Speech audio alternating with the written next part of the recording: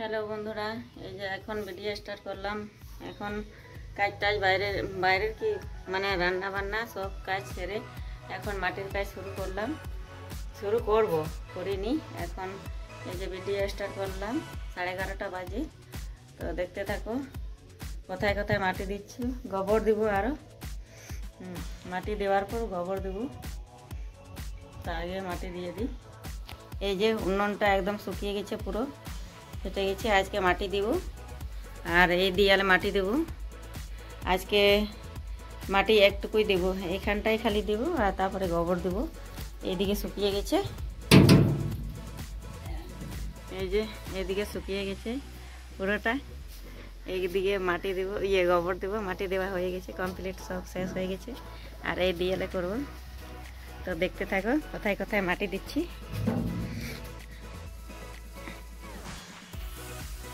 তো দিয়ে দিই, তারপরে আবার আপনাদের সঙ্গে আসছি। এখন এই যে মাটি দিচ্ছি, এখন উনুনটা কমপ্লিট একটু করবো।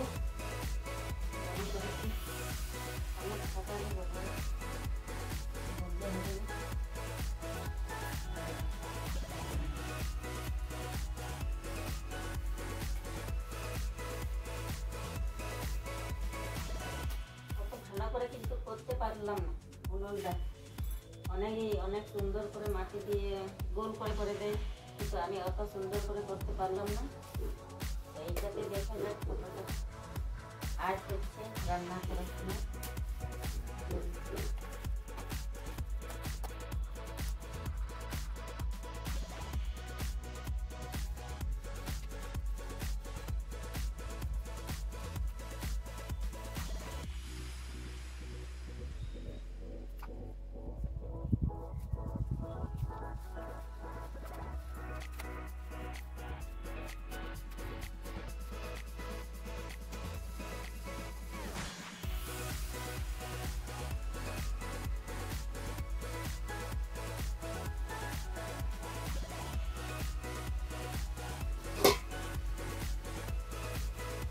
সামনে থেকে দেখাতে পারছি না, কেন কি আমার ভিডিও করার কোনো লোক নেই, ওই জন্য এক জায়গায় রেখে ভিডিও করছি। তো অনেক দূর থেকে সামনে থেকে দেখাবো, পরে মানে সব কমপ্লিট হয়ে যাবে, তারপরে সামনে থেকে একবার দেখিয়ে দিই। তো এই যে কমপ্লিট হয়ে গেছে, সামনে থেকে দেখাচ্ছি। এই যে সুন্দর দেখাচ্ছে। এখন আর একবার লাল মাটি দিব।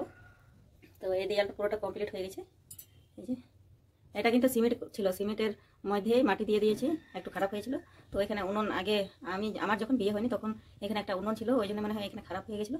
তো আমি অল্প অল্প করে মাটি দিচ্ছিলাম, সাদা মাটি দিয়ে দিয়েছিলাম। তো ভালো লাগছিল, সাদা রং এই মিশছিল এটা দিয়ে।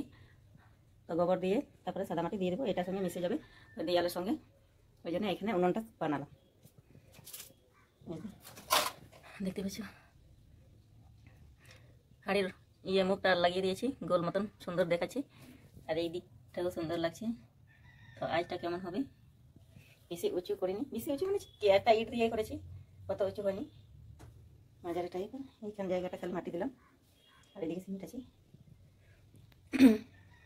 তো আর এখন খেয়ে দিয়ে আবার কাজে লেগে পড়বো। খাবার খাইনি, এখন খাবার খাবো, ভাত খাবো, তারপরে গোবর দেবো।